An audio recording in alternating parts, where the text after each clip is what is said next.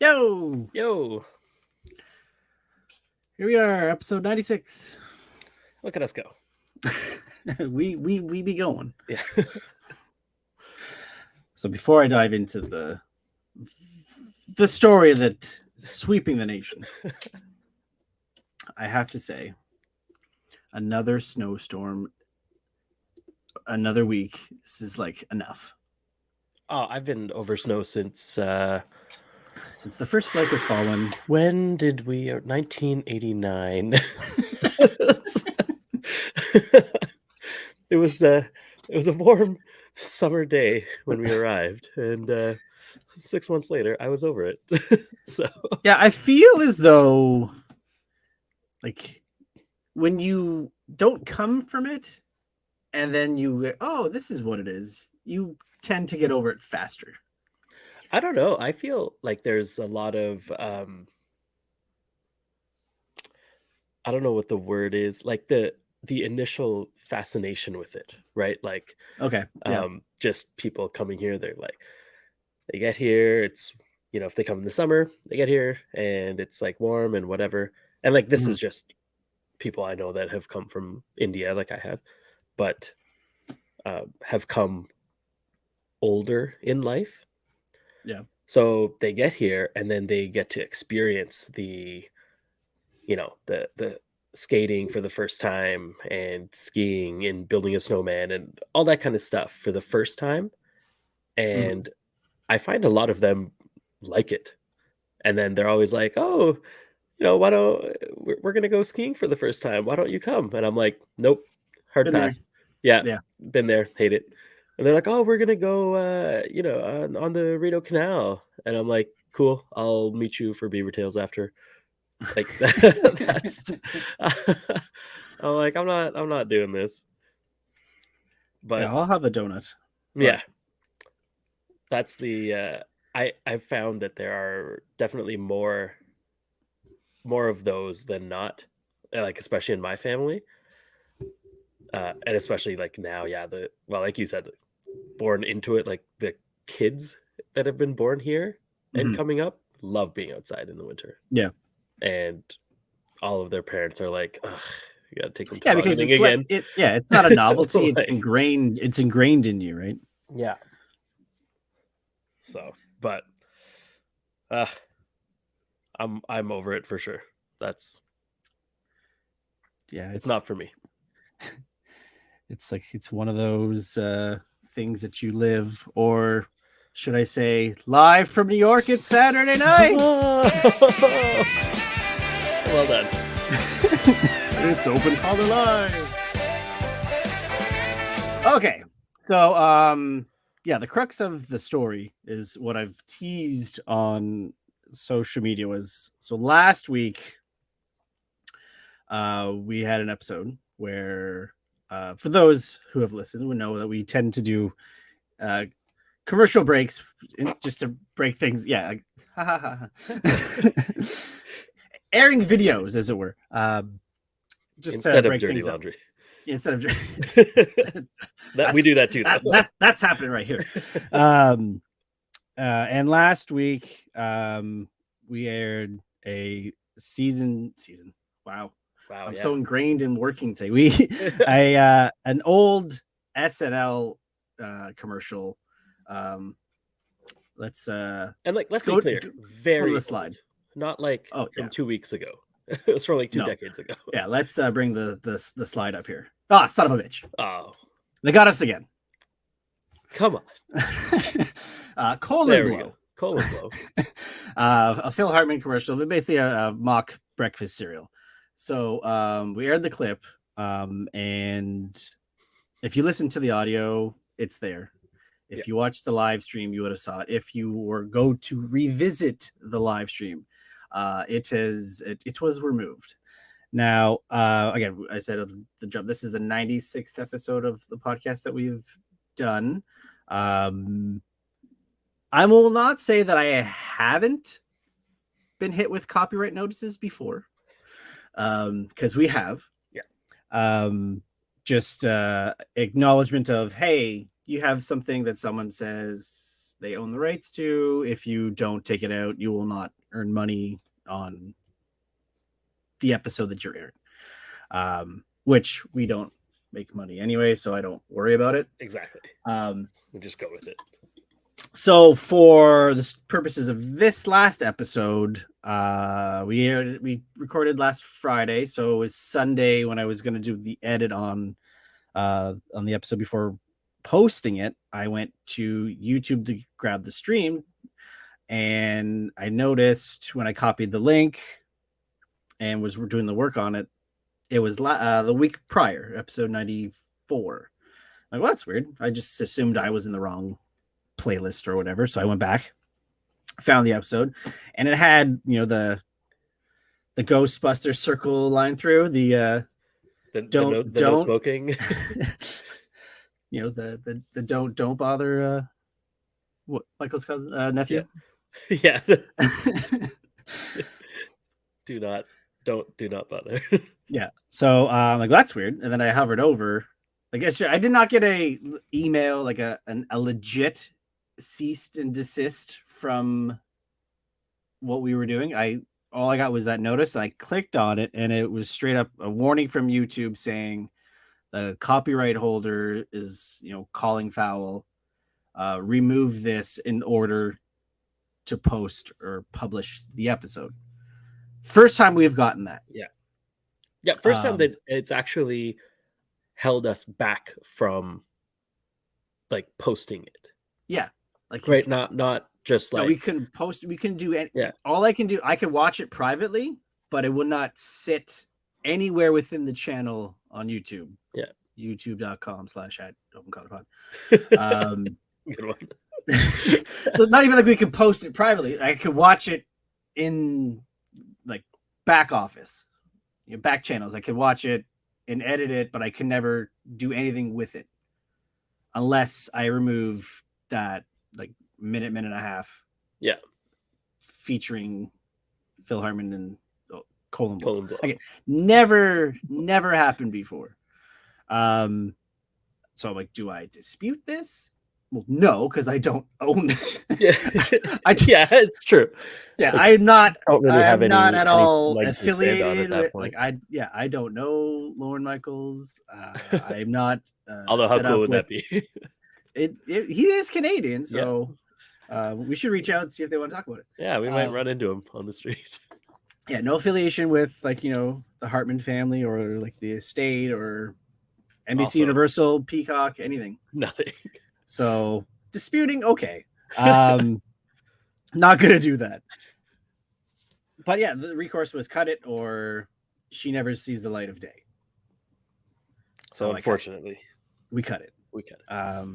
I'm not sure if playing the theme song just a few minutes ago, because they didn't have a problem playing the closing theme afterwards at the end of last week's episode when we were wrapping things up. No problem with that.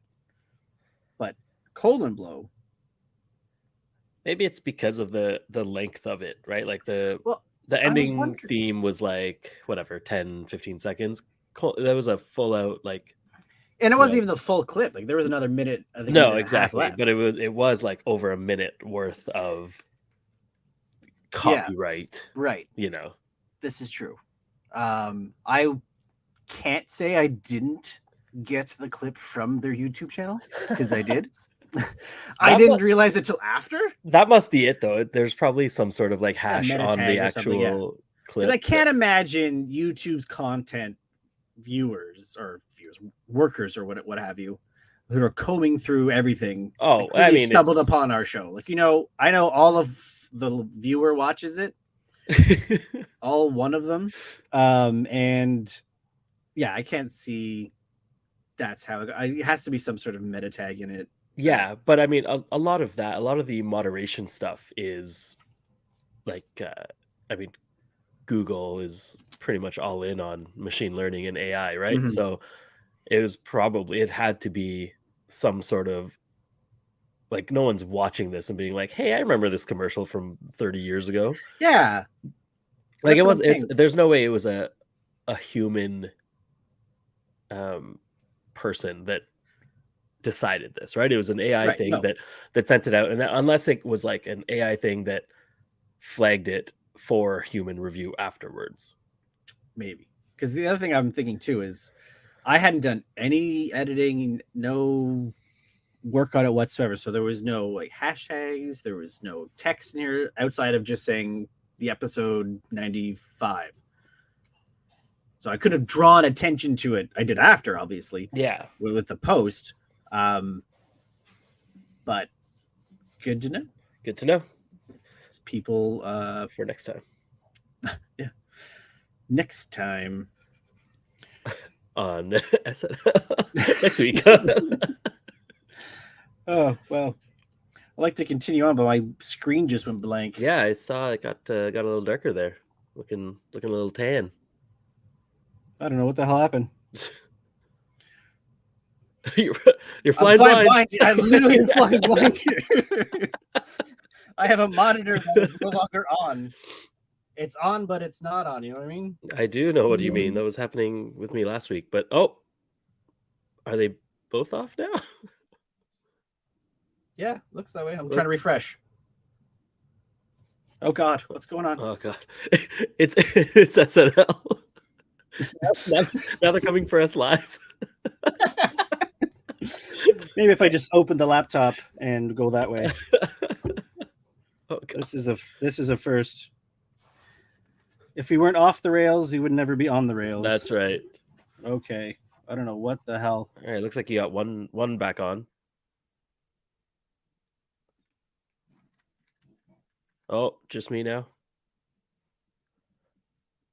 All right, well, we're going to edit this part out.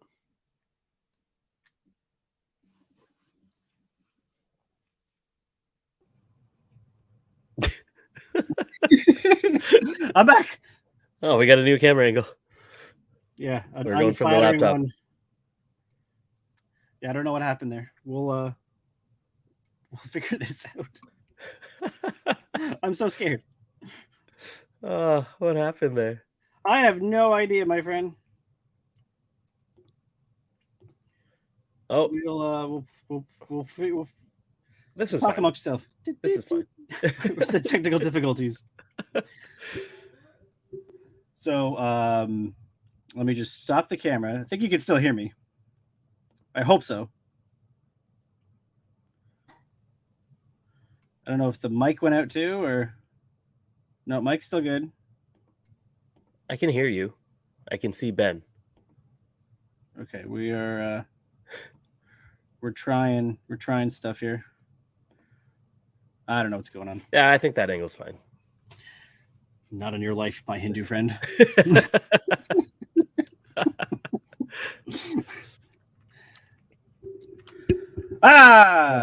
Technology.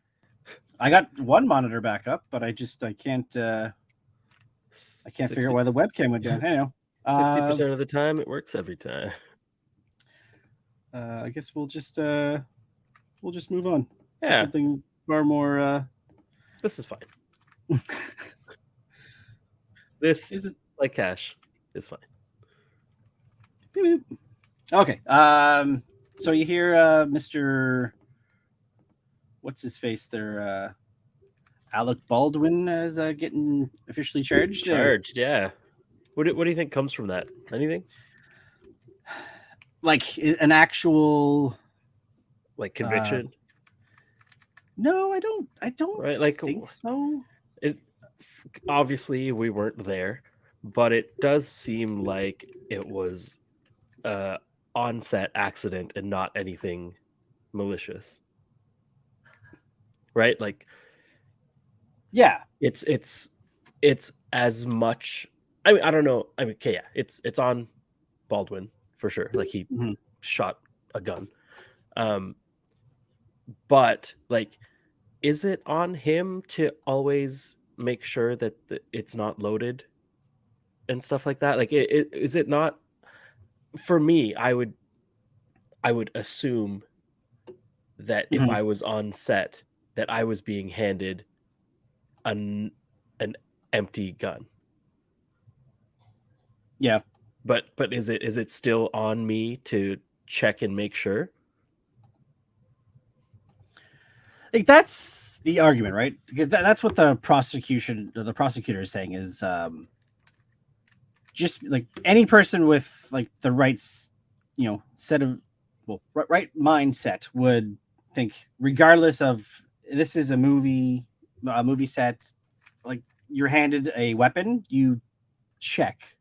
But at the same time, I'm thinking you're all playing make pretend, right? Yeah, So one would think that you're just going to instinctively just think, well, this has been checked by multiple people. I'm good.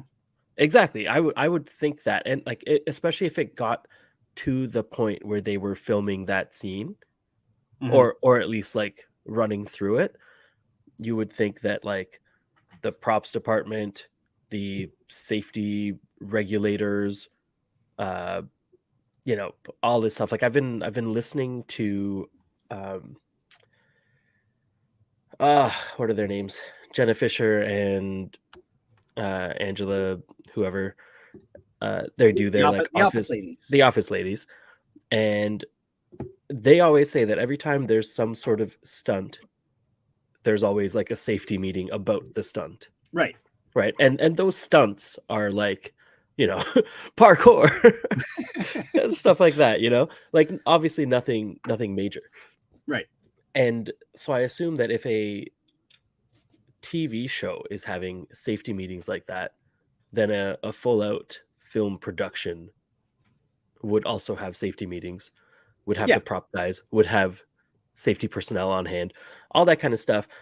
I would say that at the end of the day, the person who wouldn't need to check the gun at the end of it would be Alec Baldwin, because it should have gone through many people before he got it. It's not like Yeah. he just picked it up and decided, "Oh, I'm gonna go ahead and fire this thing."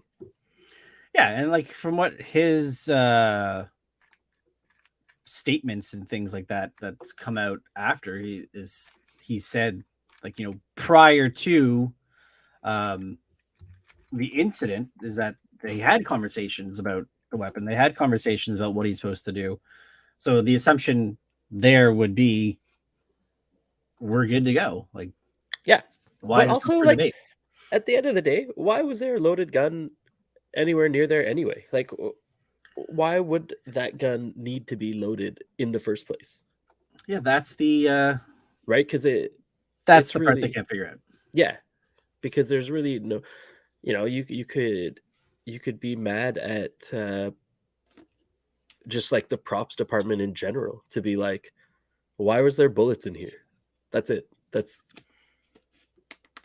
Yeah, like it. and there's been on-set incidences similar, like with Brandon Lee on The Crow, right? And that was the same. I don't think it was a live round. I think it was if I'm not mistaken, a blank that was not loaded properly. Like there was, Yeah, because the blank is, it's supposed to still release like the smoke and all that stuff, right? yeah, and I think there was a projectile in it that came out, which resulted in his death. But seems like this was legit a live round. Yeah, which is like, there's just no. I know that that we like bag on Marvel's use of CG, We like do. a lot, and like prop guns and all this kind of stuff. But at the same time, like I mean, at this point it's 2022, but it's 2023. Like we can do a lot with CG that we don't need any sort of live guns. You could take a water gun and use Yeah, that and in the that's shot, and then like CG it after. So like even at that point, it's like, why was there even a gun that is capable of shooting live rounds on set? what I think after this there was a growing call. Like there was obviously the overblown calls for we should stop having movie violence, stop having weapons in movies and stuff like Sure. that. But yeah, then there was a growing call for like just add it in post, Yeah. just finger guns, and then Yeah. we change it like to we can guns adjust later. it after. Yeah. Yeah, because there was we talked about this with the second Spider-Man, the Far From Home. Like Sam Yeah. Jackson sitting in a room with half a gun with like a taped Green up tape. green Yeah. screen. and then they added like the muzzle up to it after.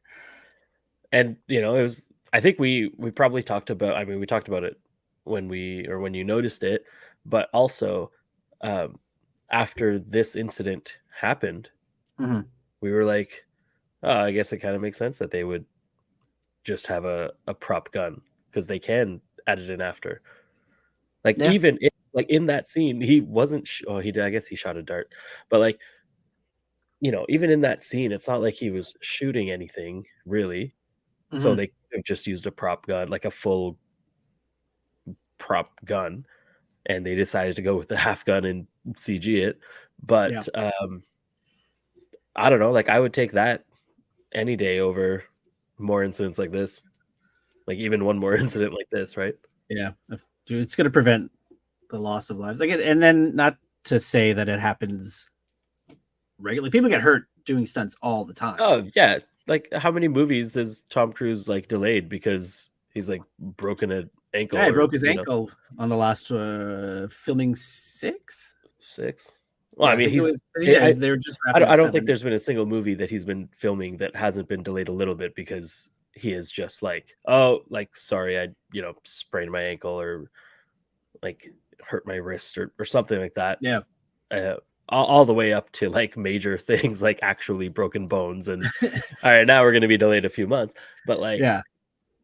yeah, I mean, it happens all the time in movies. It's just that this is such a preventable thing that it doesn't make sense that it happened. Yeah. Questions come down to not just that corners were cut, but was a small production like this. We're like, well, you got to save some money, so we're gonna just do the bare minimum required to Yeah. get this thing moving along. Or just like, well, we don't want to get a prop gun, but Jimmy over here has one in his glove box, so we'll just use that one for now. It's not a great gun. I mean, it's older. It's old. Doesn't fire straight, but Doesn't fire the fake bullets. I don't know if you saw this, came out I think a week or two ago, but Nick Cage is making the rounds, promoting against one of his movies, and they were talking about obviously Spider Noir with Spider Verse movies, but they went to Star Wars and asked if he would do a Star Wars movie, and he said that since he's a Trekkie, he wouldn't do a Star Wars movie. Really? He said I guess his allegiance lies with the Enterprise, not the Millennium Falcon. That's You think that's in 2023 in this day and age that it's rare to see that like fandom and alliance, I think that's a stronger than the all-ID aller. well, I mean, Nick Cage has many IDLers, so it's not like he needs to take a role, and especially since I feel like even being in a Star Wars movie, he wouldn't be getting like a leading role, right? He would just be a person that was in a Star Wars movie, because like what role is he really taking at this point? You know what I mean? Jedi with his face that comes off. Yeah, that would be cool. And then it gets lightsabered back on. But yeah, like I think that he is of the generation that would have been born into, you're either a Trekkie or a Warzy. And I mean, I would say Either that Warzy. I would say that we are also in that generation. Like I grew up not watching Star Trek at all because I was like very much into Star Wars. Yep. And also I feel like even at that point, Star We're Trek, talking about like Next Generation, right? just Star Trek in general. Okay. I felt like Star Trek, it had already been on for so long that like it was impossible to catch up. Yeah. Right. Star Wars, you're 3 movies in, and you're like, cool, I'm all caught up. And maybe it would be different if Star Wars had a TV show that had been on for 10 seasons or whatever. But to me, it was it was Star Wars over Star Trek, and it was Lord of the Rings over Harry Potter, you know? And but there's two very divided camps in Yeah. both regards, right? yeah. But I am like very into the new Star Trek movies. The Like with Kelvin Chris, timeline. yeah, like the Chris Pine, Mhm. Zoe Saldana, and what's his name there? Zachary Spock. Quinto. Yeah. I think they're fantastic. And like Mhm. I've gone back and watched the Star Trek movies. I still haven't been able to get through the TV series. Series is, but I still like, I mean, I prefer Star Wars, but the new Star Trek movies, I'm still excited to see what they do with it. But I can understand how someone, Nick Cage's age would be like, he was, right in the middle of that whole fandom split. So Yes, he's 1964 was when he was born, so he's he was like 20 when yeah. like So Star Wars had been finishing up, basically. Young and yeah. impressionable. Are you young and impressionable when you're 20?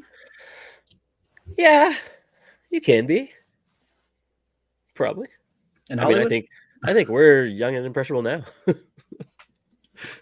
Well, Yeah, minus fair enough. the young part, but still, Yeah. sometimes those ads get me. I'm like, hey, I do need a knife that can cut through a shoe. I don't like how often I see, and because I send it to you all the time on Instagram, how relatable a lot of those memes are now. The old memes. Yeah. You're like, damn it. You know what I'm mad about when I see Yeah. those is What's that? like I've felt those feelings. I have Mhm. probably said exactly what that meme has said, Mhm. and I didn't put it into a meme and go viral and make money off of it. Like you're like, why did someone else think of this first? Because they're younger. Because they're younger. That's right. They're better than us. Steve, are you find it disheartening to relate to memes about our youth? Nah, not really. Yeah, No. He's already over it. Yeah, it's like pushing water uphill. It's not gonna happen. You can't battle it. I always have a chuckle when it's the ones where it's 2002 and I just downloaded like Eminem slimshady.exe off LimeWire. And it's got like all of like the remix at the yeah. or like just give me the song. Yeah, just got all that shit playing over top of it. You're like, this is not part of it. I didn't hear this. It's on still the radio. Hold on a second. Even that is not as bad as having your like 2-deck cassette player trying to record off of the radio and having the DJ like come on Talk and be over like, the intro? oh yeah, like top 40. This is Casey Kasem. Like, shut up, Casey. Yeah. Like, I already know who I'm listening to. I want to listen to the song, and now I gotta like start recording again. Oh man, like Casey, you're killing my vibe here, man. Seriously. I don't care about the weather. I don't care about the hey, but it's a long distance dedication. That's that was the best though. Like you actually you had to time it. Had to put in work. Yeah, you had to like wait for that song to come up, and then if you didn't start at the right time, you're like, well, guess I gotta wait 7 more hours until it comes back on. That must have been peak radio listening. Like they must have had the highest ratings ever when like tape decks and stuff came out. And it makes you wonder, like, obviously we had no insight into what songs were coming up other than when the DJ was saying, like, coming up next was Milli Vanilli or whatnot. Like, so we either had to... And then you were like, I'm going to the bathroom. That's right. That's right. Yeah, pee break. We either had to know what songs we wanted or just be really quick on the draw. Yeah, or like, you know that first note that comes up and you're like, yeah, that's it. Yeah, exactly. Yeah. Now I know why my mom was saying, Steve, why are you staring at the stereo for 3 hours straight? I have a system, Mom. Quiet. You ruined it. Yeah. For me, my system was because they always played back to back, right? It was like Casey Kasem, and then it would be like the other, Ricky's. Rick Dees, and then it would go back to Ricky's Casey top 40. Kasem, and then usually the songs I wanted were in like the top 10, right? Yeah. So then I would like listen and be like, hey, this is the top 10. So when I go back to, when it gets back to Casey Kasem, I know the order of the 10. So I'm like, oh, I know I really want like whatever song number 7 is. That's So a I good wait for it. point, because normally it could be like top 10 at 10 or top 6 at 6. Yeah. And generally those songs would be on that remix Exactly. or that playlist for a week or so you could time it out. My go-to is Energy 1200. Now sports talk, but it was Yeah. Energy 1200. That was great. It's great. I always hated when Much Music had the countdown, but they never played all 30. Yeah, Like, that's they right. pick, like, they go 30, they go 27, and the one you wanted was the one they skipped over. Yeah. It's like, oh Like, man. fuck, now I gotta watch it next week. Yeah, now I gotta tune in next week. That's how they get you. And got to figure out how to like move it either up or down the charts. Yeah, because if it moves Like- up, you still run the risk of missing it. Yeah, exactly. But if it's like right at 30, they're gonna play it for sure. Yeah, You're calling into Much Cory, Music just Yeah. to vote, just to keep Getting the, to the keep top the 10. number up. Yeah. I need to see Marshall dressed as Robin. So Steve, you missed my monitors keep cutting out. Yeah, it was That hilarious. happened Oh, again. So are we restarting the podcast from beginning? No, I'm just gonna be opening up my laptop again. And We powered through. You must push through. yeah, we'll Oliver just keep it going. and I have been watching the Lord of the Rings trilogy, and I want to Nice. say the last time I watched the trilogy might have been maybe 15 years, maybe 10 or 15 years. I've read the books a couple of times, but it might have been equally as long since I read the book. And we are, number one, like I forgot how long the movies were. And this is not the extended version. This is just the normal theatrical version, 3 hours and 20 minutes for I'm like Return of the I King. only watch the extended edition. You know what? I And love it. I wish I had known, or I guess I should have made the decision earlier, I guess, in terms of the extended versus the normal, because if the normal's like 2 hours and 47 minutes, like what's the difference? Yeah. I might as well just commit. But Oh, it's huge. It's like almost 4 hours for each one. that's right. Yeah. It's like and it's not just like, oh, here's an extra 22 minutes of footage. It's like a full out half a movie. it's awesome though. It's Oh, yeah. we have about an hour and 20 minutes left of the Return of the King, and yeah, it got me thinking. I want to reread the books right after, and I know I've had them before, but I think I've either lost them before the move or they were lost from the move. So I had to reorder some this week. So that'll be my next read, my next big read. Yeah, Lord of the Rings it's a yearly rewatch for me for sure. And Oh wow. yeah, it's like one of my favorite series and like so actually they like the Lord of the Rings in orchestra is going to be coming to Ottawa in March. And so the old lady friend got me tickets for Christmas, so we're gonna go, but she has not seen any of the Lord of the Rings movies. Oh whoa. And I was like, yeah, like that's fine, but the orchestra, like the one that's playing at the orchestra, is Return of the King, right? So it's like, well, you can't go without seeing the For first sure. two. You're just gonna be lost. So that's gonna be Oh, that's I gonna might be have to get something tickets.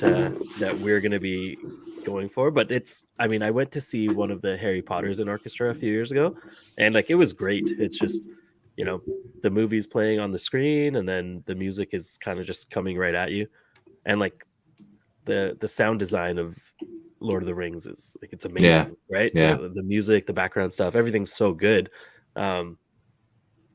So yeah, I'm really excited for that, and also really excited to do a rewatch with her. So Yeah.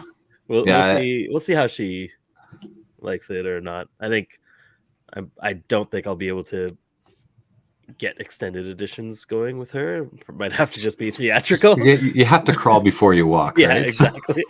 So I'm like, I don't think you know what you signed up for when you got me this ticket, but Yeah. like you're in now. So Yeah, you're pot committed. yeah, exactly. Well, Oliver's into that, and he obviously gets it from me. And he's really into the Dragon Prince, and he's been watching the Dragon Prince, which is on Netflix. So very similar, but I found that he was a bit. I was worried that he would have been a bit too young to start watching the trilogy like 2 years ago.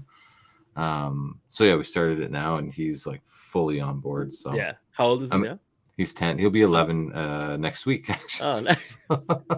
So yeah, he's old enough, but he's like, yeah, this is my favorite of all the fantasies. And I'm like, yeah, of course, it's the best. Obviously, yeah. Everything that comes after Lord of the Rings has been based Yeah. off of Lord of the Rings. So yeah. So you watch the Amazon series?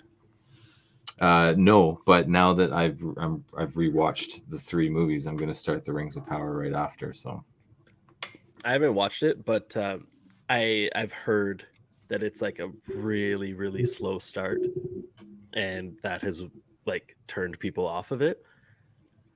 But I'm Gotta have a also slow burn. yeah, like I one of the things that I really love about the Lord of the Rings books as well as the movies is like the whole they take their time with world Mhm. building, mhm. right? Like they explain so much, and Yeah. Even in the books, it's like every like tree and every blade of grass is explained and talked about, so you really get a good mental picture of what everything's supposed to look like.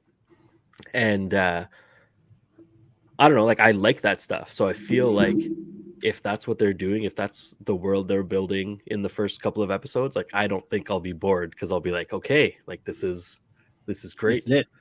Well, I want to say that in the Two Towers, like with Treebeard and the Ents, they might like.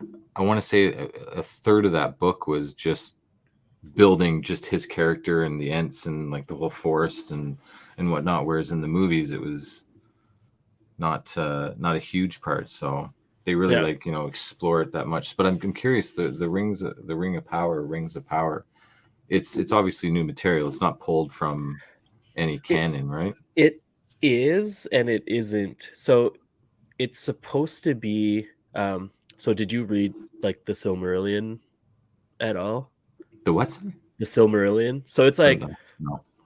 so Tolkien. Speaking of words here. Yeah, Tolkien like basically made up his whole universe, right? Like, um, so the Silmarillion is like the Bible, basically. Like it starts off Okay. at the beginning, and it explains about how the world was born, and how this being put, or like this group of beings put humans and elves and like all this stuff onto the earth. And it just talks about all these people that had all the power to control a bunch of stuff, blah blah blah. There's like maybe 10 pages in the book, and that basically recaps all of like Lord of the Rings.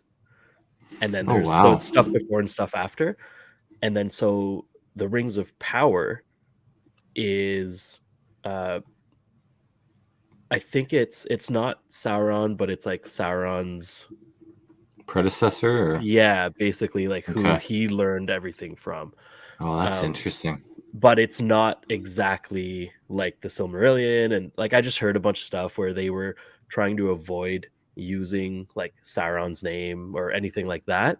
Hmm. But it's kind of just like rumored, or we're expected to know that it's leading toward. It's like not a prequel, but it's like way, way, way in the past. So it makes me wonder then if I should read the book before I watch that show. I don't think that it would matter too much, because I think that there's not a lot of stuff taken from the book. Like I don't think Okay. that it follows the book like straight through. But again, that book it's literally like the Bible, and it starts and it's like explains all the things that happened.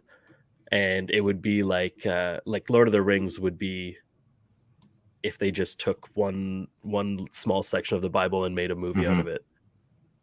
And so, because Lord of the Rings is in the third age, uh, and I think Rings of Power is set like at the beginning of the second age or at the end of the first age, kind Okay. of thing.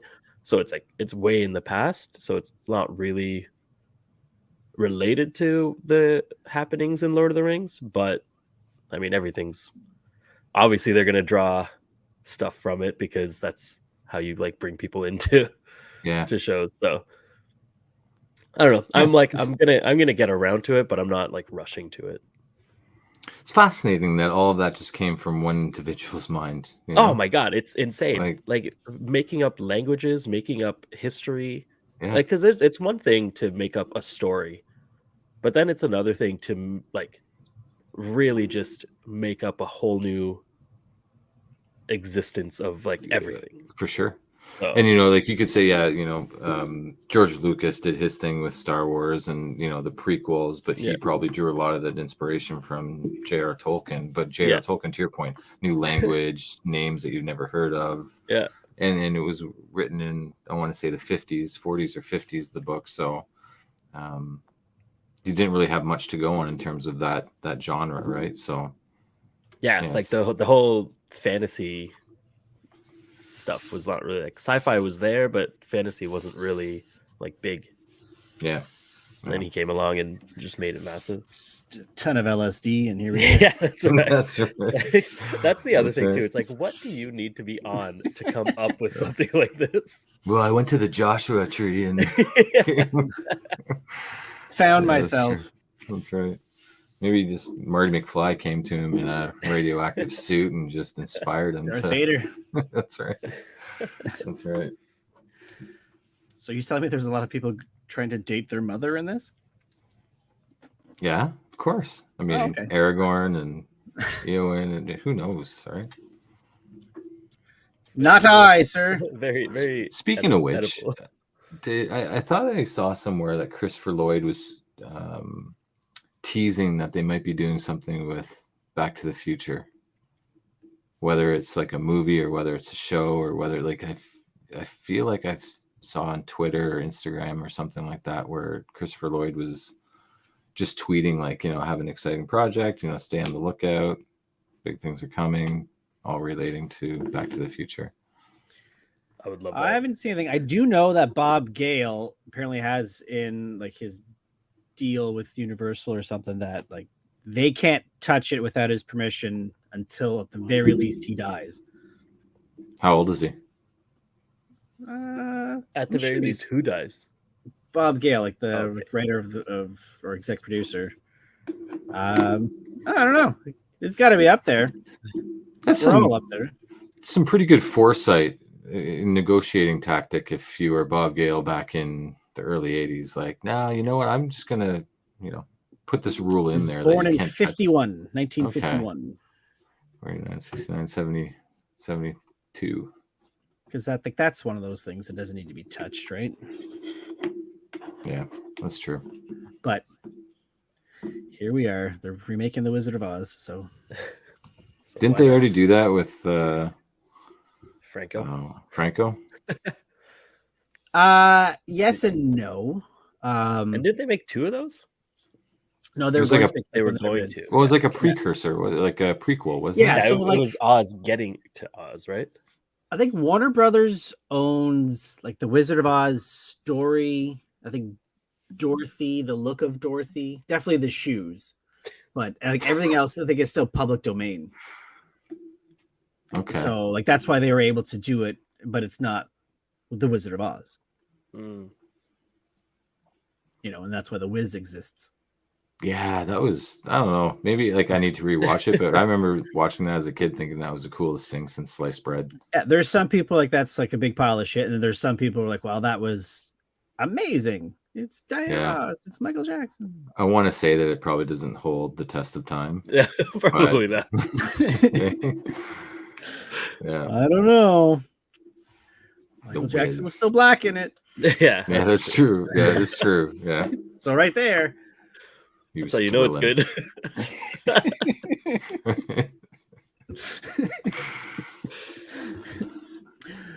Oh, let's see if we can air something else that'll get us prevented. Yes. And now, an announcement that can't wait. We have something to tell you. Can't keep it a secret any longer. See, from the very beginning, I knew he was a winner. I felt the same way. So now it's time for everybody in the world to know. Burger King has switched to Pepsi. Burger King and Pepsi, 2 winning tastes. Together at last? Together at last.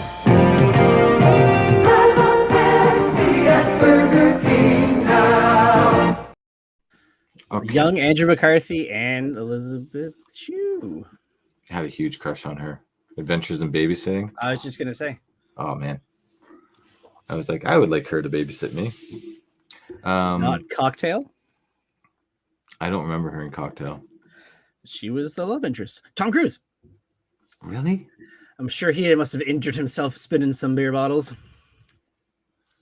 So did he pick her up ordering a Pepsi, or like how does that I like don't this dynamic? Like I'd like to be on a fly on the wall of that marketing. They're not Pepsi anymore. But in relation, before we go into the big long-awaited conversation, I saw this on Instagram, and I was thinking, can you name a character who absolutely could not have been played by any other actor? This account on Instagram went with Robert Shaw as Quint in Jaws, which I agree. I don't think anyone probably would have done as good a job. Also, apparently, he, according to the description of said post, he didn't want to do it. His wife convinced him to do it, and he didn't get paid. But still, like that performance. Huh. And I'll let you all come up with one, but you cannot use Robert Downey Jr. as Tony Stark. I will veto any superhero character because they all could be recast, and they have been. All right. I would like to throw in Harrison Ford as Han Solo. I think that would be. Yeah, because we have done it with somebody else, and it just didn't work. It was not good. Fuck, that was mine. Oh, sorry. And that's the other thing too. Is like it's not like you can like say Billy D as Lando because we had Donald Glover playing Billy D as Lando, which is basically the exact same performance, and it worked. I'm trying to think of, when there's just movies that you see that maybe you don't picture them as being the person before you see the movie. Can't picture somebody. Exactly. You can't picture someone afterwards. Yeah. And the first thing that came up for me was Harrison Ford. Because I'm like, sure, Mark Hamill, great Luke Skywalker or whatever, but I feel like if someone else was Mark Hamill, someone else was Luke Skywalker, I would have also just been okay with that. Yeah. But I'm just like, at this point, it's got to be, because what works for Harrison Ford is, to him it was a gig. He saw no value in what they were doing. He had no interest in continuing it. Well, so he was like, just throw me off, please. Yeah. So he let's stop. That's portrayed in the character, and it works so well because that character obviously from the jump does not give a fuck of what's going on. He's just getting paid, and that's what Harrison was doing. Yeah, that's right. It's true, yeah. And he had that nonchalant attitude. Yeah, he was just like, whatever. I'm here for the paycheck. Yeah, I'm here for the credit. Then he got another paycheck. Would you make that same Harrison Ford claim as Indiana? Yes, I was gonna say that as well. I'm like, I think he just has a lot of roles where you're like, especially the long-standing ones. Obviously, not the Air Force Ones and whatever, like playing a president, whatever. Yeah. But like, his roles. Get off my. Yeah. I mean, I can't see anyone else saying that line, but his roles that he has been in for 20 years, 30 years, 40 years now. Those ones, I couldn't imagine anyone else running that. Mm-hmm. So my mind went immediately to Harrison Ford for Indiana Jones, and then Han Solo like a split second later. Yeah. So we're on the same wavelength. So 180. Yeah, exactly. Yeah, that's a 180 for sure. as you were talking, I was desperately scrambling to think of something else. And I thought, well, you know what? Another one might be Sylvester Stallone as Rambo. Not Rocky? Yeah, I was gonna say or Rocky. Oh, you know what? Yeah. Yeah, Pivot. yeah. We'll Same just sort pivot. of deal, Yeah, though. you know what? Yeah, Sylvester Stallone as Rocky. You know, the voice, the build, the mannerisms. Now that you say that, I'd also toss in Schwarzenegger's Terminator. Terminator. I was thinking that too. Yeah. You know, like, sure, other people have played Terminators, Mm-hmm. but like, you know, when you It's the when accent. you ask anyone, like, hey, who is the Terminator? Mm-hmm. Yeah. You're gonna get Schwarzenegger. You're not gonna get It's the accent because Yeah. it gives him Something a that- differentiation. that role. it's different, and to know that this is not our worldly being, right? He's a machine, and so there's some askew, and like you don't hear that accent every day, right? And just like the monotonous tone of it all, and the delivery, and Yeah. Switching genres, I think another one too. My all-time favorite comedy, Jim Carrey as Lloyd Christmas. Can't think of anyone else to play that role. You think about the elasticity of his character and the movement and the expressions and everything that he threw at us through that character. I can't see anyone else in that time. Like this was 1994, right? So what other characters were as nimble as him? Who could have played? Maybe Chris Farley, maybe Adam Sandler at that time, but even still, like those. I think it would be a totally different movie if it was And that's the thing too. Like when you're thinking of these answers, you got to think of when that movie was made and what other options. Like not thinking about today's actors. Yeah, exactly. It's not like you're saying, oh well, like someone in their 30s could play a role now. Like Chris Hemsworth as Rambo. Yeah, yeah. I'll give two. One plays off of what Steve said. Same Jim Carrey, but as the Mask. Oh yeah. I don't think that's what you could have. I thought you were gonna say Ace Ventura, actually. When you said Jim or Carrey, even Ace. I guess it was that time. It was that time period. I don't think anybody could have carried those movies other than him.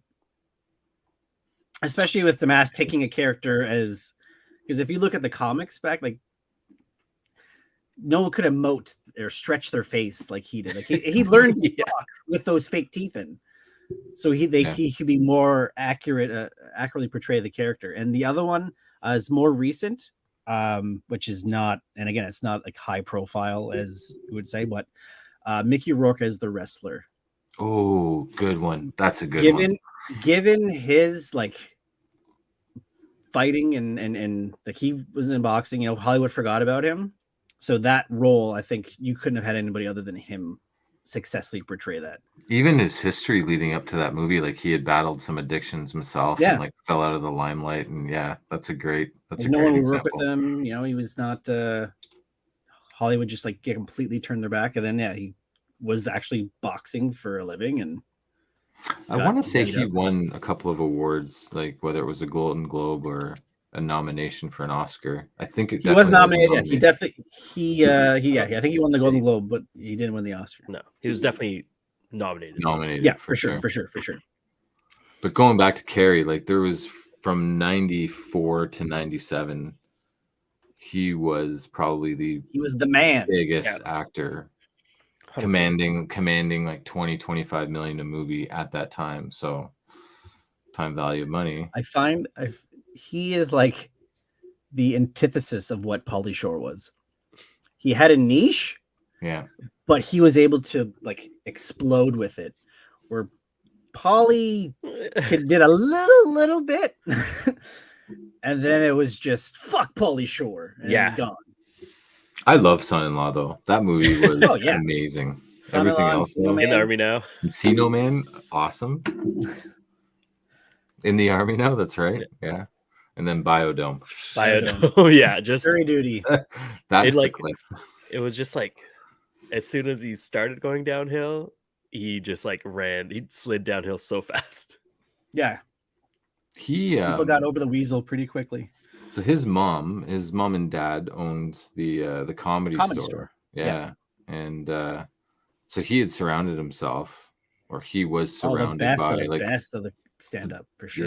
yeah. It's what was that documentary about the comedy store? I want to say it was on Crave, but it was like It's a probably 6 called part. The Comedy Store. It might have been, yeah. And they interviewed like all of the big names that came out of there, and it's fascinating. Just all of the Who big was it? names that.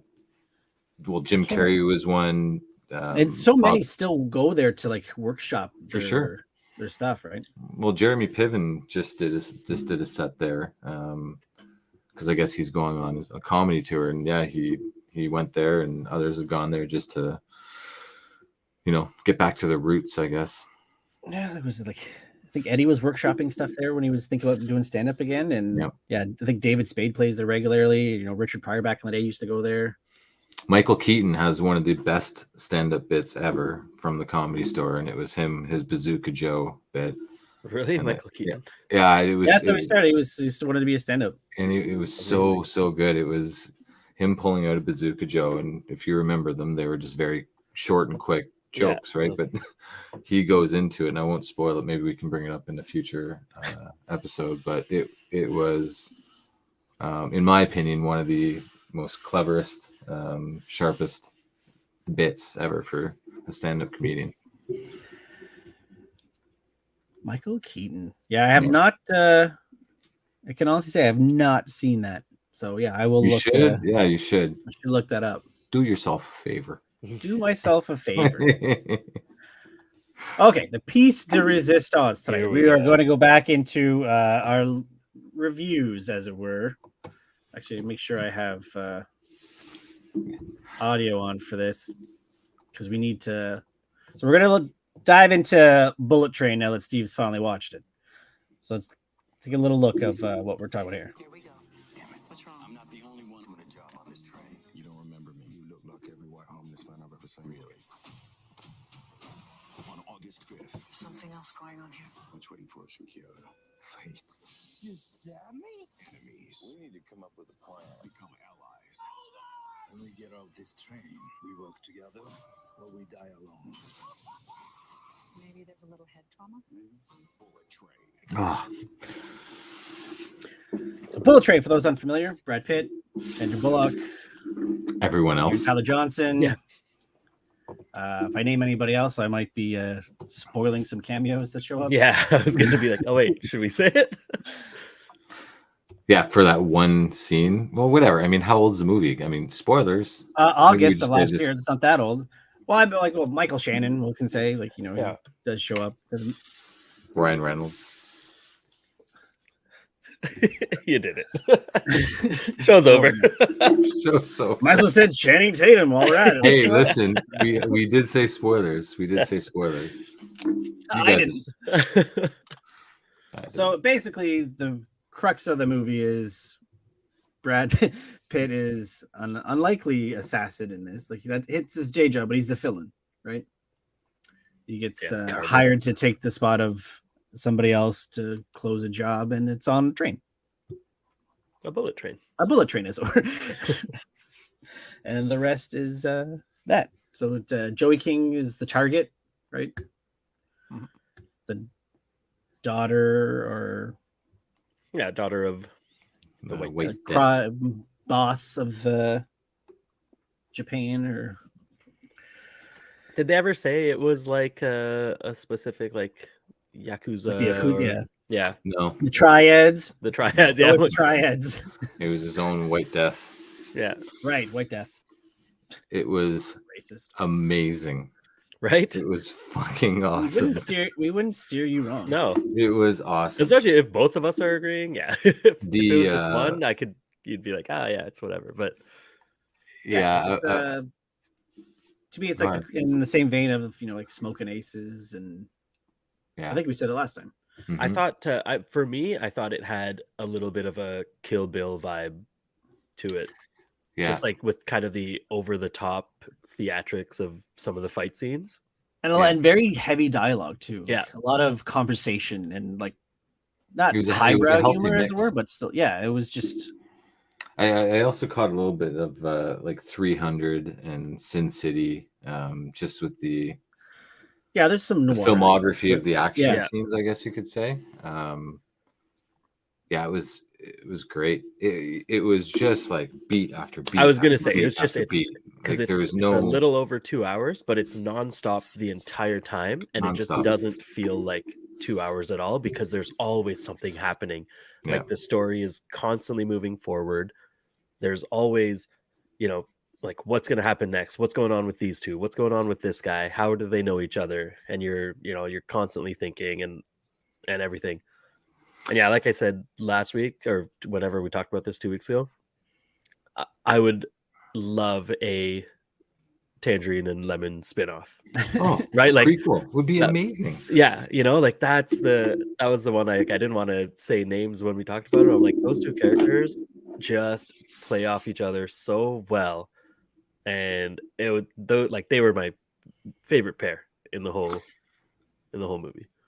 Yeah, like what you just said kind of leads me to my one nitpick for the movie, but I won't touch on that right now. Maybe we'll talk about the good things of the movie.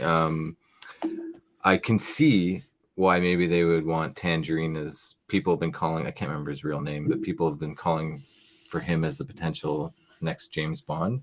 And I can see why I could believe I could buy him as the next James Bond from this movie. But the action scenes were unbelievable. Like even the score, like the music score, it was I don't know if it was made just for the movie or if there are, I'm assuming, Japanese songs that play off of American or Western songs. Yeah, sure. Staying Alive and stuff. Yeah, but it was so good. A lot of like all the actors, their bits, I felt were flushed out enough where you were invested in them, even though you might have only spent maybe 10 minutes with them. Like I think of the Wolf. Like the Wolf, he was in and out of the movie quick. but in that time frame that he was in the movie, I was like, oh, okay, like let's see what this guy does. Boom, done.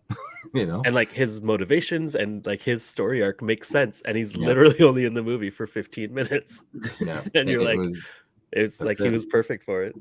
But lots of smart callbacks and making the viewer realize that, oh, you should have paid attention to this, and if you did, awesome. If you didn't, well, here you go on a silver platter kind of thing. Which Brad makes Pitt it a very rewatchable movie for sure, because 100%. Then once you know what's going on, you pick it up and you're like, oh yeah, that makes sense. This makes sense that this happened. And I'm not the biggest fan of Brad Pitt, but he took this role and fucking ran with it. And it's weird not seeing him be like, Rusty in Oceans or Oceans, even like in Mission. Like he's not stupid, but he's just, it's like there's so much happening around him that he's like the viewer is trying to keep up. He's just he's slower because again, like this is not what he's supposed to be doing. He's learning along with us. Like everything. So he's the viewer in the movie, right? That's trying to keep up. Which again, you don't see it because he's not. Like, he was fucking Achilles. He's usually like the guy. Yeah. The only nitpick I would have is I found at times, because it was moving so fast, I felt like I was spending more time trying to concentrate and focus on like what was happening because, an hour into the movie, you're like, okay, something's going to happen, and you're almost anticipating and waiting for what's going to happen, and you kind of lose sight on what's in front of you. But again, like that plays with the idea of the movie, the bullet train. Everything's moving super fast, and you have a minute at every stop to like catch up, and then you're back on the train and you're 100%. Going again. and that's kind of perhaps like a metaphor for the movie, right? Like you only have a minute to catch up on the scene. If you don't, well, we're moving to the next station, kind of thing. So. Yeah, it was awesome. Yeah, I ended up, I knew we were going to be talking about it today, so I found some time and did a little rewatch this afternoon, and I was like, man, it's such a fun movie to watch. Yeah. And yeah, like Tangerine and Lemon. I mean, let's get a prequel. Yeah, like I want to know what happened in Bolivia. I want to know what, like, it's so funny because there's a lot of the times when there's characters like that, I don't care about their backstory. I'm like, they're the way they are, and it's perfect. I don't need to know why they became the way they are. Yeah. Or you were given enough in the movie that you didn't want anymore. And like, Solo is the perfect example of that. I'm like, I'm happy to have Harrison Ford be Han Solo. I don't need to know why he's all, gruff and everything like that. He's perfect. Right. I don't need to know the backstory of that. You didn't need to know that Han Solo wasn't even his name. Exactly, yeah. So I did not need to see the clear Solo. I'm like, you ruined it. Like that actually, why couldn't it? Like it ruins his name, that kind of stuff. But Tangerine and Lemon, like I would love to see the adventures that they're on that get them to this point. Yeah, it would just be so much fun. And they were just like a perfect tennis match where there's just volley after volley. They bounced off of each other so well, and the chemistry that they had. Where have I seen Lemon before? In another movie, like I recognize his face, but I just a lot of the different characters, they're actors. Pardon me. I recognize them from other movies, but I could not put face to the name or a movie to the name for who he was and what he starred in before. But his whole thing with Thomas the Tank Engine was amazing too. I kind of had a feeling that the girl was somehow connected to White Death, because they always are, right? Like, yeah. I mean, they wouldn't have put these people in. Like everyone that we met was there for a reason. Yeah. And her story didn't really like match up with anything. No, and right. So then you're like, it had to be. And I'm starting to think like, am I stereotypical? Like maybe her haircut and her facial looks like, And as soon as I saw Michael Shannon, I was like, oh yeah, they're definitely related. The son though, like I liked how the White Death tied everything together in the movie. Like it was just so well thought of and it made sense, right? And then it called back to when Brad Pitt at the beginning of the movie, I'm filling in for, was it Carver? I think Carver, was the guy's name. Yeah. It was a good movie. So was it a manga or was it I feel like it must have been a manga. It's not an original story. I have no idea, but it makes me want to read the book. Let's all search the internet. Yeah. So Lemon was in a bunch of episodes of Atlanta. I don't know if you watched that. I saw like the first 3 or 4 episodes of season 1. And then I mean he has there's a bunch of movies and stuff here, but it doesn't look like he's like a major character in anything. No way. He was the dad's voice in Into the Spider-Verse, but he was the dad's voice of Into the Spider-Verse? Yeah. That's a pretty big role. Jefferson. The voice of. Well, he's also Phatos in Eternals. That's what it is. Yeah. That's what it is. Okay. It's based on a 2010 novel, Maria Beetle. It was released in the UK and the US. So it's not even manga. It's a black humor thriller novel by Japanese author Kotaro Isaka. That is something I would like to read. Yeah. And I'm curious. I hope it did well at the box office because it did I remember there being a lot of promotional marketing around the movie leading up to the release of it. But because it wasn't an established property, perhaps people weren't so inclined to go and watch it. But I'm hoping that it did well enough in the box office that $239 million off a $90 million budget. It's considered a box office success. Yeah, I would say so. Despite mixed reviews with critics. But you could do a lot of spin-offs from this. So, you talked, Yeah. Vishal, about like Lemon and Tangerine. Brad Pitt's character, do a bit of a pre-story about him. Sandra Bullock, who right away when I saw her, I was like, oh, she got some work done. Yeah. Because that's Yep. definitely not for the movie. But as soon as I saw her face, I was like, oh, yeah, of course that's her voice. But leading up to it, trying to figure out who her voice was, I could not pin it down. So let's put this straight. So Sandra Bullock has been involved with a bus, a boat, and a train. Also a International Space Station. So But she just no needs to do a plane. plane Yeah, Yeah. no plane. and a bird box. And a bird box. Yeah, And a that's right. box full of birds. That's right. Yeah. I really wish I saw Gravity in the theaters rather at home. Yeah, it's a good IMAX experience. Not that I think I'll watch it again. But Mostly for the silences, though. That's when you're in like such a big room. Yeah. And you're not hearing anything. Like it amps up the tension, That was with George Clooney, right? Yeah. Yeah, I've not seen that movie. Yeah. Like I remember it enough. I liked it. Yeah, I remember liking it. I don't think I've ever revisited it. I don't think I will. I don't think. What was it? A couple of astronauts fell in love working on the. No, it was not just, that at all. Yeah. I don't know. Just out in space and shit goes wrong. It's so she goes up in space because she has to like fix something, and then Were they at a space station? I don't know if it was the actual like ISS, but they were at they were fixing something like on the space station, I think. But then something happened that hit like another satellite, or a satellite blew up or something. Leave it to a woman. And because away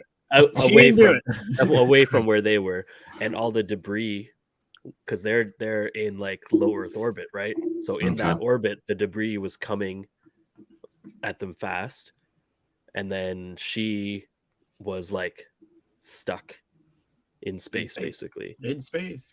Oh shit. Yeah, and then she had to like find her way. She had her boosters and whatever, and like had to find her way back to Earth, basically. So it's almost like The Martian, but not touching ground. Yeah, not on Mars. Yeah, just you're not making potatoes in the vacuum of space. Yeah.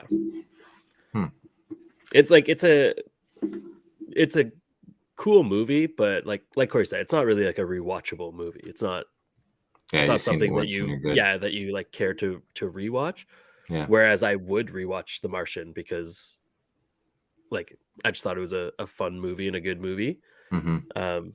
Same with things like Interstellar. Like I would watch that again for sure. Gravity, I'm like, yeah, like I liked it when I saw it, but it's not something I'm like, oh man, like I haven't seen this in a while. I really want to watch it again. Yeah, it's one of those.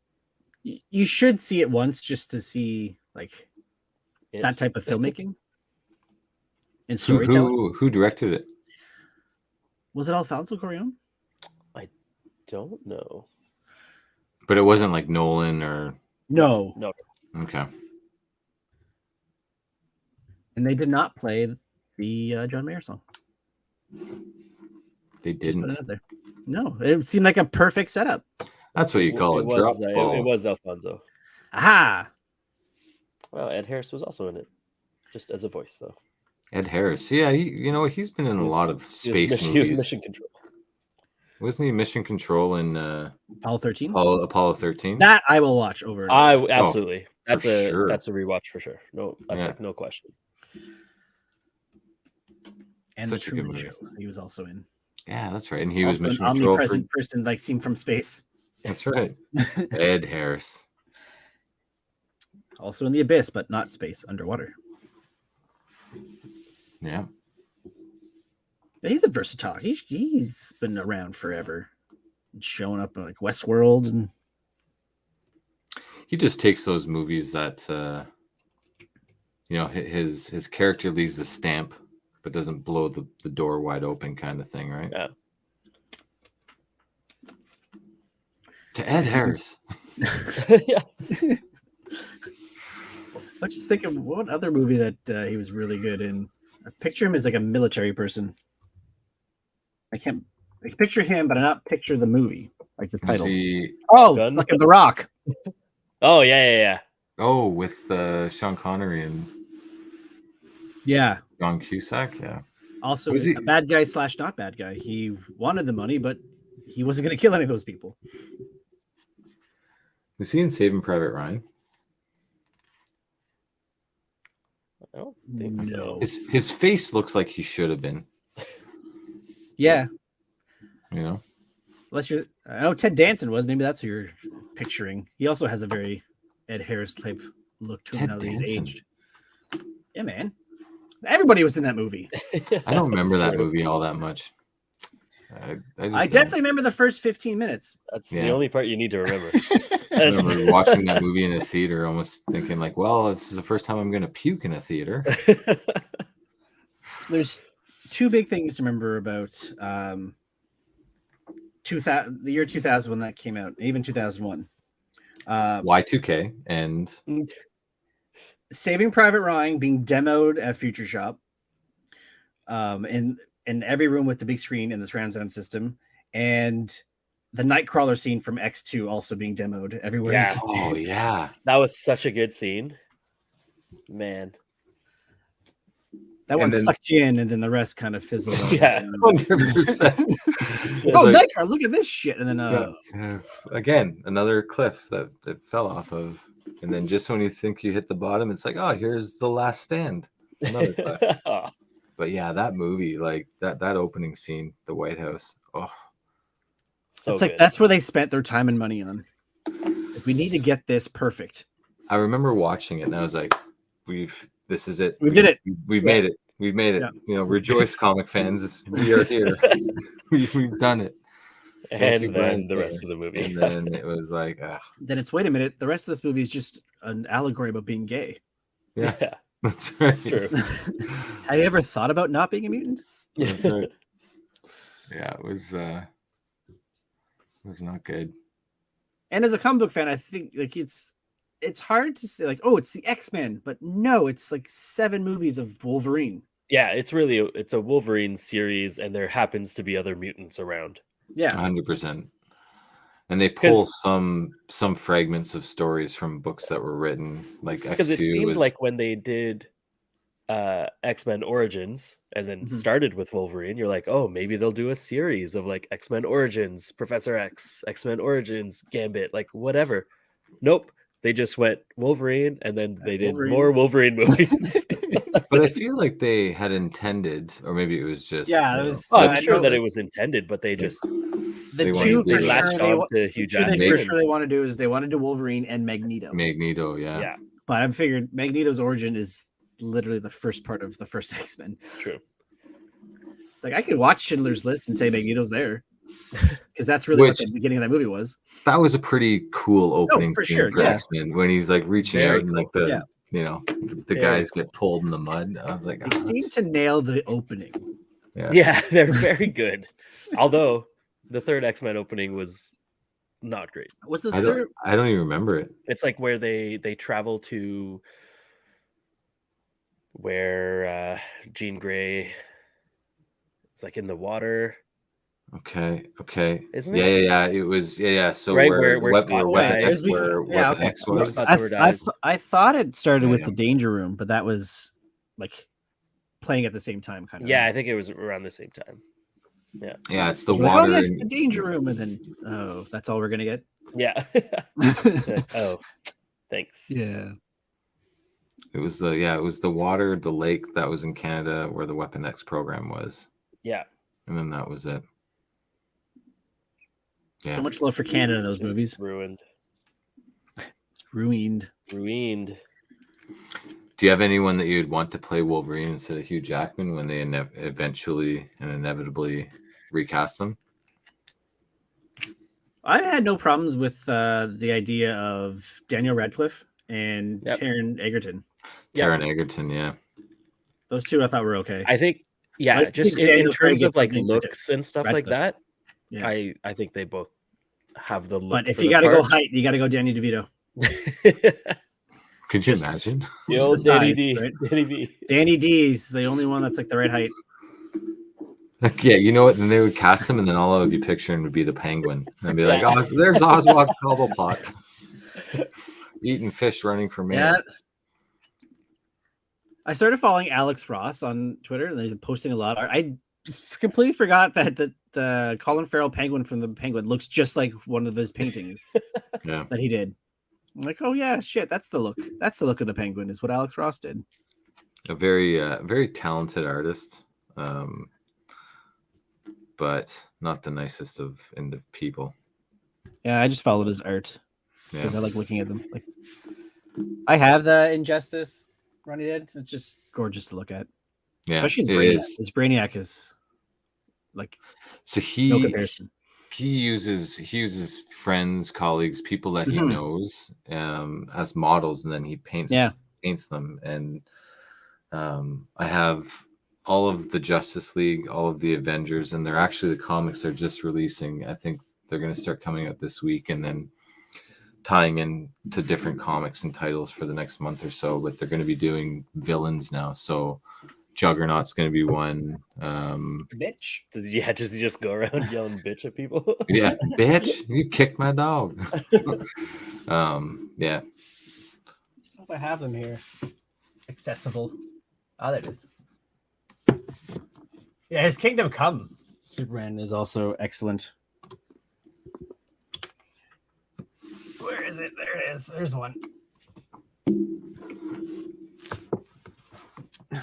Not Injustice, Justice. This guy. Justice, yeah. So good. Yeah, this Batman's pretty good too. Mm-hmm. Another comic book creator, Sal Abinati, is the model for Shazam. And he writes the comic Atomica, or did. I'm not sure if he still does it, but Fuck, that Shazam is quite the big guy. yeah. It's weird thinking that, like, comic artists are like these jacked guys. Well, Greg But, like, Capullo, Greg Capullo, yeah, I was just gonna say, like built like it's fucking a ship huge. pickup. Yeah, Yeah. Breaking pencils. little fucking Scott Snyder writing the books, and you got this big beast of a guy who's That's drawing right. them. Yeah. I'm Greg Capullo. I'm Batman. Yeah, seriously. Do you agree with Mark Hamill, who said that he'll likely never voice the Joker again because Kevin You know Conroy what? passed? Oh, is that the reason why? Okay. He said he Maybe. always looked at it like, if he always said, like, when he's asked to do it, he goes, "Is Kevin doing it?" And they go, "Yeah." It's like, "Okay, I'll do it." But now Kevin's gone. Okay, well, yes, I like that versus they don't pay me enough. for sure. And Yeah, I feel mean, I feel like Hamill's the type of guy that's pretty honorable in that sense. Like he comes across as that kind of guy. So yeah, maybe yeah, I would buy that then. I was gonna say, until they back up the Brinks truck, which really, I mean, it's not going to be a Brinks truck for a voiceover, but relatively Because they'll just say, speaking. "Is Troy Baker available? He's cheap." Yeah. No, it's yeah, he just said that earlier this week, I guess, eh? Mm-hmm. Yeah. See, that's what I said. We're getting old. All our youth, everything from our youth is dying off. Dying Sure. off or returning in a way that makes us want to shake our fist at clouds. Except for your excitement over the Power Why are you Rangers. doing this? You're all about that Power Rangers reunion, though. So Oh, yeah. 30th anniversary, right?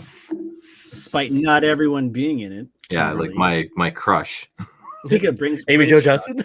Amy Jo Johnson. Like, Like, everybody's crush. yeah, like If it wasn't her, it was Topanga. Kelly Kapowski, Kimberly. Yeah. Like, That's right, Kelly Kapowski. Kelly so Kapowski, she's Topanga, not and there, Kimberly. then, were the I mean, top three. Billy and Zach and Jason. I'm okay. And Tommy. Not I having guess- Tommy's going to be rough. and Trini too. Trini passed away as well, so Oh, yeah. I guess they're missing quite a bit.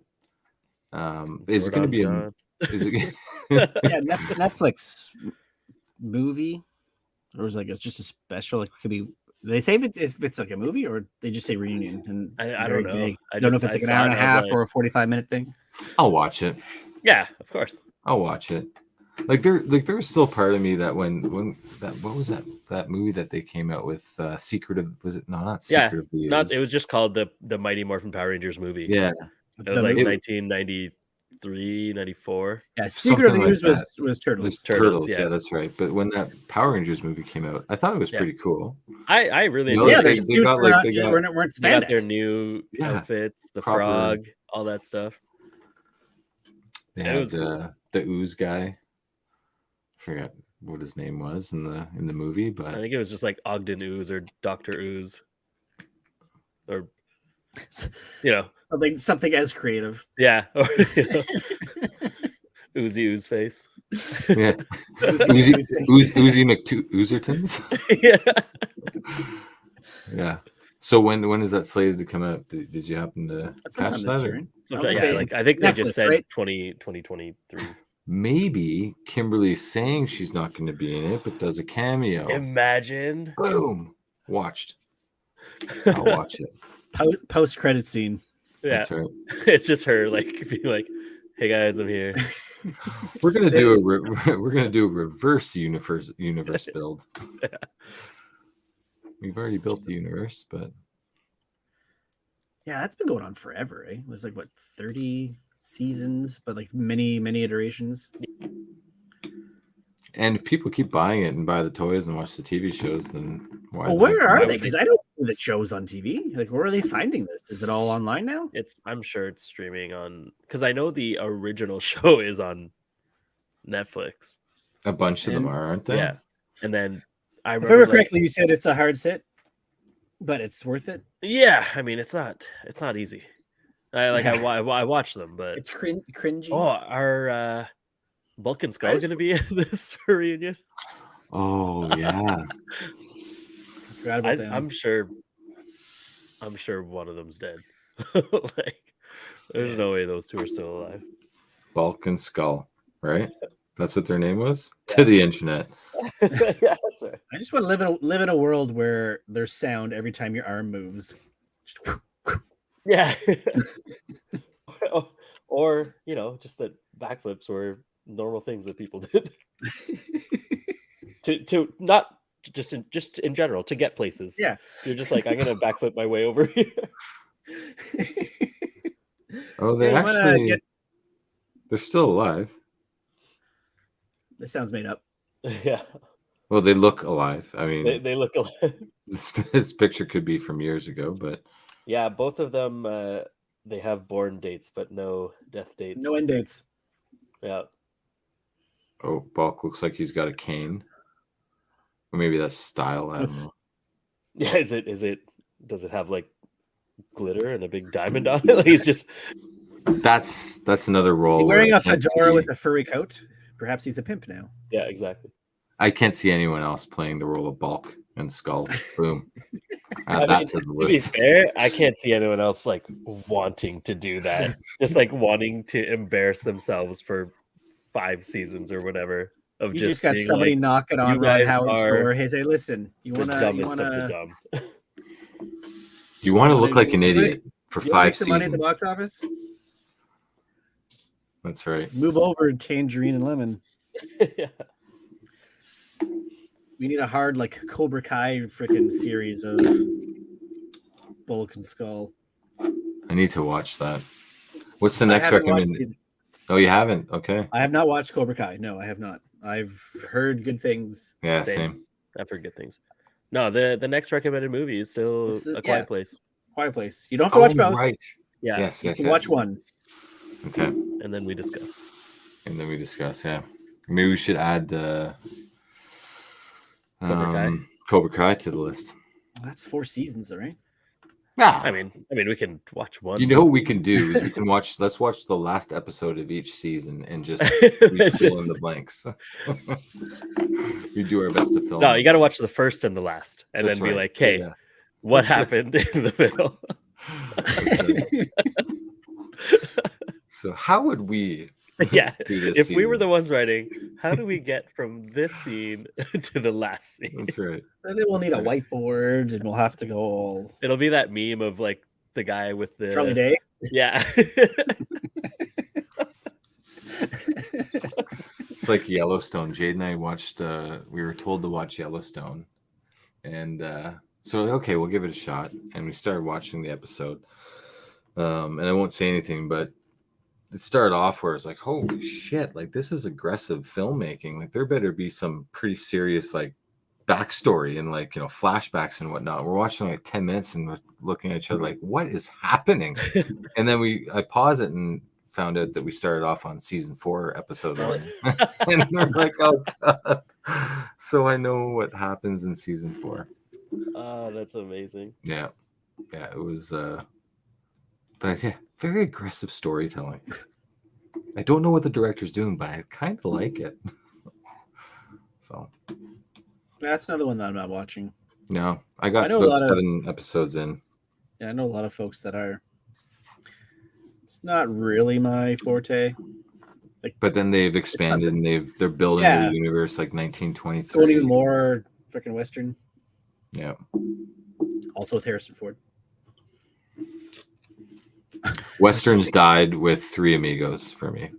After that, it was like there's no Fair other enough. no other thing as a Western. This is true. Three That or Amigos. Blazing Saddles. Blazing Saddles. Yeah. Man, would that movie be made now? Yeah. Fucking way would that movie Sheriff, be made now. what? Yeah. Yeah. Oh man. Yeah. I won't be able to watch that movie with Oliver until he's at least 21. If you're able to watch it still. And say to him, just so you know, they're all in on the joke. Yeah, that's Yeah. right. That's right. Okay. Yeah. I am excited for History of the World Part 2 to come out, though. When's 40 that? years later. Yeah, on Hulu. It's not a movie. It's a 4-part thing they're doing. Okay. Yeah, 40 years later, Mel Brooks finally did History of the World Part 2. 40 years later, that's true, eh? Mm-hmm. Wow. And when I saw that, I'm like, I'm going to go back and watch his catalog again. So I watched The Producers. Mm-hmm. Obviously, I have to watch History of the World Part 1, Spaceballs, Young Second Frankenstein, so good. again. Spaceballs so good. Second best comedy ever made. Ahead of its time, for sure. Oh, so Some I of the remember shows what- they did was just so and good. stuff, right? what's that? I mean, you, Vishal. Oh, I said some of the stuff they did in that movie was just so good. Oh yeah. Just like when they're watching back the tape, it's like, Yeah. what was that? That was then, but this is now. Like just When stuff will like then that. be now? Now. Yeah. We just missed it. Now is now. But that was then. Yeah. So good. Amazing. My favorite part though is Rick Moranis's look on his face when ludicrous speed and then he flies through and Yeah. smashes his head and he's like, how's everybody doing? Good. Smoke if you got them. Yeah. Oh, so good. Yeah. And then you have the other half of his career. The kids watched a couple weeks ago, Honey, I Blew Up the Baby. Yeah. Blew up the baby. Which one's that? The third one? Second one. So No, they the shrunk second the one's kids. No, the second one I shrunk the Shrunk the Shrunk parents. the kids again. No, it's shrunk the Honey, kids, shrunk the Honey, parents. Tell me. Honey, I Shrunk the Kids, Honey, I Blew Up the Baby, then Honey, I Shrunk, Shrunk Ourselves. Yeah. What? What? I'm telling you. Oh. Judges, producers. Can we get a Prove me right, Honey- Michelle. Prove me right. Honey, I Shrunk the Kids? I thought Honey, there I was a Shrunk Honey, the I Shrunk the Kids. Kids again. I thought there was Honey, an I again Shrunk the in there. Kids was 1989. Honey, Okay. I Blew Up the Kid was Or Baby, 1992. whatever. And then And then it says there's Honey, I Shrunk the Audience. oh, that's was at Disney World. Okay, I've never, but then there isn't another. Hold on. So judges.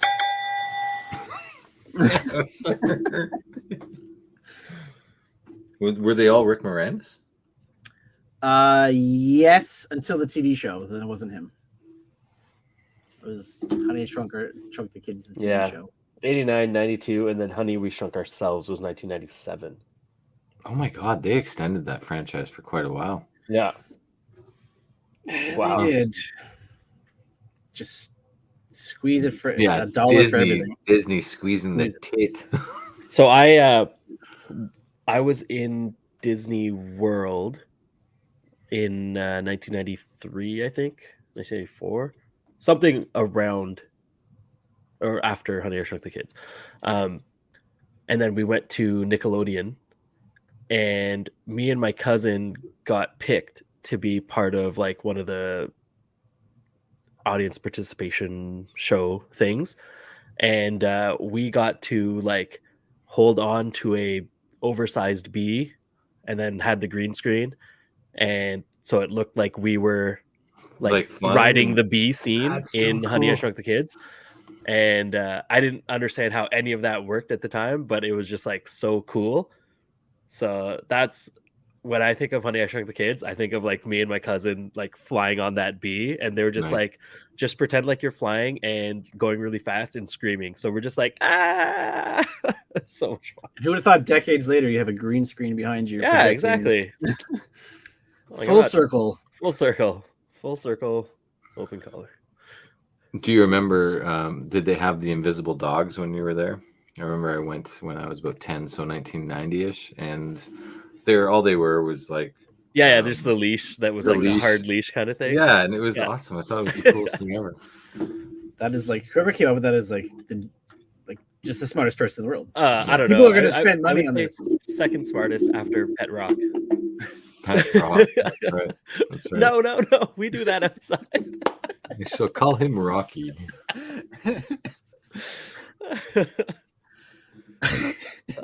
Dude. Remember when Family Guy was good? Oh yeah. So good.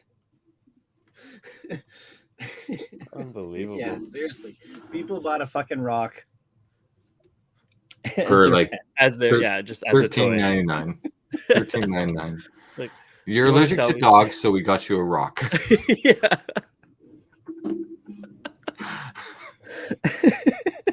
And you don't even get Don't to worry, pick it's a the name. It probably hypoallergenic rock. and they named it for you, so you didn't get to pick the name of the rock because God forbid you have any originality. No, Say. of course. Hey, We're gonna name this rock Sam. This is your rock. Likes to go out. He likes to feed 3 times a day. Yep. Needs to go to the washroom Gotta outside. water it. Gotta water it. That's right. Get that moss all healthy. that's right. It's igneous. Give it some accessories like small pebbles. Oh, it no, had those are just his babies. kids. It had babies. Oh shit. What a dumb invention. I can't believe that was such a big thing. Where's my $1 million idea? Right? Honestly, like, where's mine? Yeah, that goes back to like, why didn't I think of that meme Christ. first? Tell you, I should have one. Yeah, We chia should pets have are no one. better. Still can't believe they have the chia pets. I was thinking that too. I'm like, why? I feel like it's a collector's, market. I don't know, playing on nostalgia. I don't know, but But it's like people are the chia pet things are like, it's a one-time use, right? Like, it's not like you can mow your chia pet and then have it grow again. Like you just have to keep buying the seeds. Oh, to the put on it. seeds, and it just pushes through the holes. Yeah, but I what do you guess. do? Like, you take the seeds and like put the paste on it. Like, isn't it? I don't know. Yeah, I never had one.